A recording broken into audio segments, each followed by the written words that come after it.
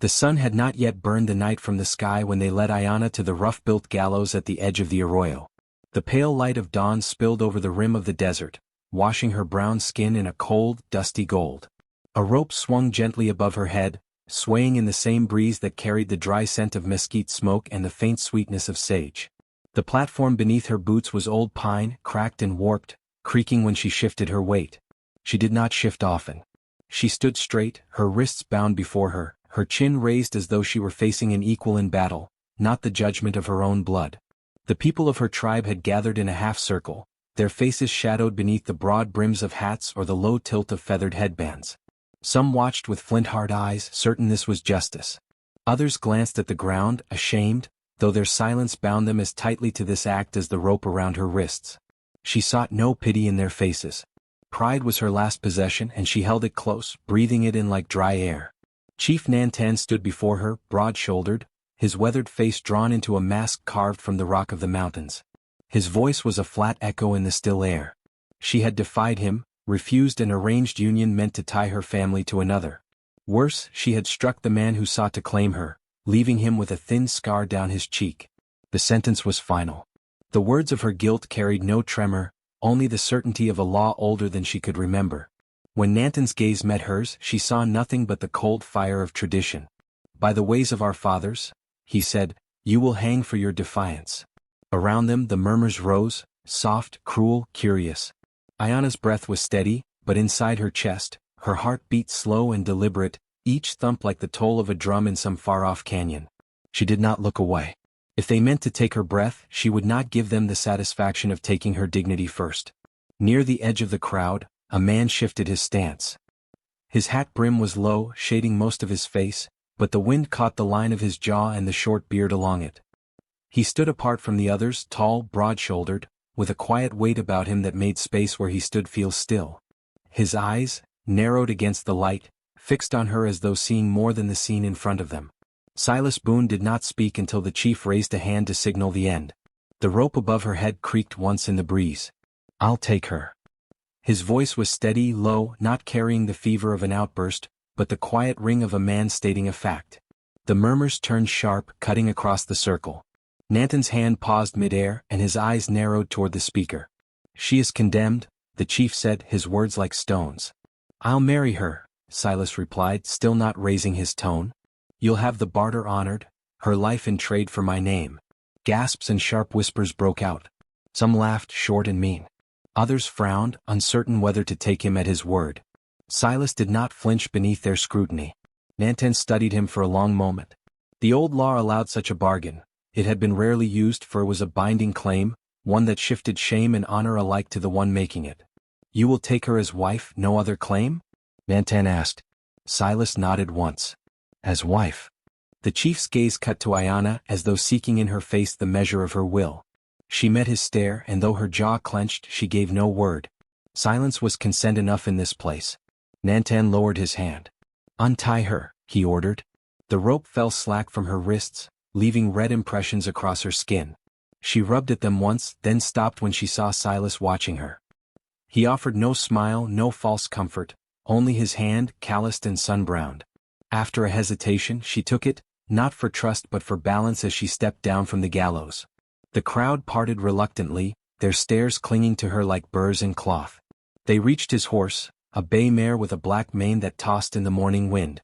Without asking, Silas mounted and offered her a hand up behind him. She placed her palm in his, swung up, and settled with space between them. His back was broad beneath his faded coat, the leather worn at the seams. The mare started forward at a slow, even pace, hooves knocking softly against packed earth. The silence between them felt thick, yet not hostile. She could feel the heat from his back through her clothes, the subtle shift of his muscles with each turn of the trail. She did not ask why he had done what he'd done. He did not explain. The desert opened before them, rolling stretches of pale sand, dotted with low sagebrush, the distant line of mountains softened by the haze of morning. Hours passed with only the sound of wind and hoofbeats. When the sun leaned toward its zenith, they came upon a narrow creek, its water clear enough to show the rounded stones beneath. Silas dismounted, tying the mare to a cottonwood. "We'll rest here," he said, his voice still even, as if this day were no different from any other. She slid down, her legs stiff from riding. He offered her a canteen. She took it without thanks, drinking in slow swallows, watching him over the rim. His face was shadowed by the brim of his hat, but she saw the set of his mouth, neither hard nor soft. He gathered a few dry branches, struck a match, and coaxed a small fire to life. She sat across from him, her wrists resting lightly on her knees, the rope marks still red. He glanced at them once, then looked away, busying himself with a strip of jerky. "Eat," he said, holding it out to her. She hesitated before taking it, the smoky salt taste grounding her more than she expected. The coyotes called far off as the sun slid lower, turning the creek to a ribbon of gold. They did not speak much that night. When the fire burned low, he took off his coat and draped it over her shoulders. "It'll get colder before morning," he said simply. He lay down a few paces away, his hat over his eyes.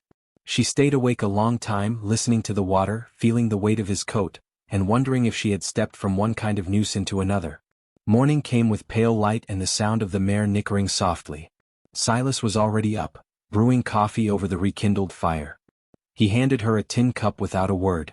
The coffee was bitter, the heat of it burning her tongue, but she drank all of it. He packed their things in silence and they rode again. The land unfolded in slow, endless waves, the sun painting the earth in colors that shifted from gold to rust to deep brown. In town the air was different, thicker with coal smoke, laced with the tang of iron from the blacksmith's shop. People stopped to look at them as they passed, their gazes lingering on her face, then on the space between her and Silas. She could feel the whispers even when she couldn't hear the words.